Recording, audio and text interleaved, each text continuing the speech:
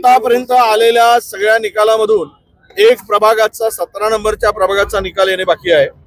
16 प्रभागाच्या निकालातून काँग्रेसला आतापर्यंत 27 जागेवर विजय प्राप्त झालेला आहे आणि या बहुमत मिळवण्यामध्ये आम्हाला आता सर्वात मोठा पक्ष आणि महानगरपालिकेवर काँग्रेसची आणि मित्र पक्षाची सत्ता येण्यामध्ये आता कुठेही आम्हाला अडचण नाही आणि जनतेने ठरवल्याप्रमाणे हा निकाल अपेक्षित होता।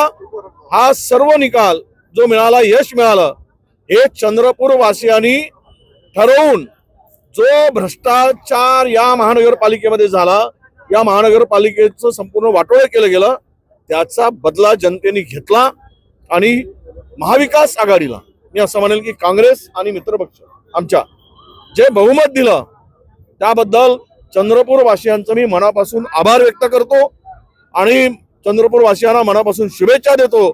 त्यांचे मनापासून धन्यवाद की आपण पुणे शहर या शहरावर काँग्रेसवर विश्वास ठेवला आणि घवघवीत असं यश दिलं, त्याबद्दल सर्व जनतेचे मी जाहीरपणे आभार व्यक्त करतो। सत्ता स्थापनेसाठी बघा, आमची नॅचरल युती होती पप्पू देशमुखांच्या बरोबर। हे धरून पप्पू देशमुख धरून आता आमच्याकडे 3 आहेत। आमचे जवळचे काही आमच्या ज्यांना उमेदवारी नाकारली होती असे निवडून आलेले काँग्रेसचेच विचाराचे 2 माणसं आहेत। म्हणजेच आज आम्ही आता 32 वर पोहोचलो आहोत आणि उबाटांचे 6 आहेत। ते जर सोबत आले तर 32 आणि 6 38 आणि इतरही आमच्या सोबत संपर्कात आहेत।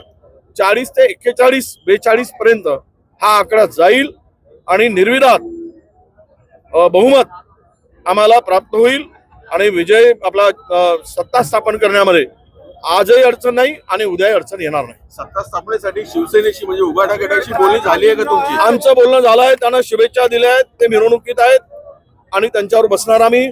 त्यांना सुद्धा आमचा आग्रहाचं हे असणार आहे। आपण सर्व मिळून जे काही आमच्या आघाडीतले पक्ष होते महाराष्ट्रात त्या सगळ्यांना घेऊन सत्तेसाठी आम्ही पुढे जाणार आहोत।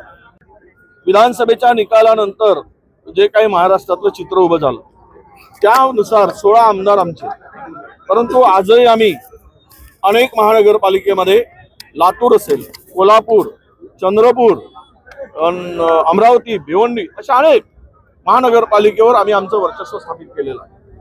याचा अर्थ असा आहे की एकीकडे प्रचंड सत्ता, प्रचंड पैसा आणि यंत्रणा, या विरुद्ध हा जो काही निकाल आम्हाला मिळाला हा जनतेच्या मनातील विचार आहे, विजय असं मी मानतो। जनतेने जो दिलेला कौल आहे या सगळ्या विरुद्ध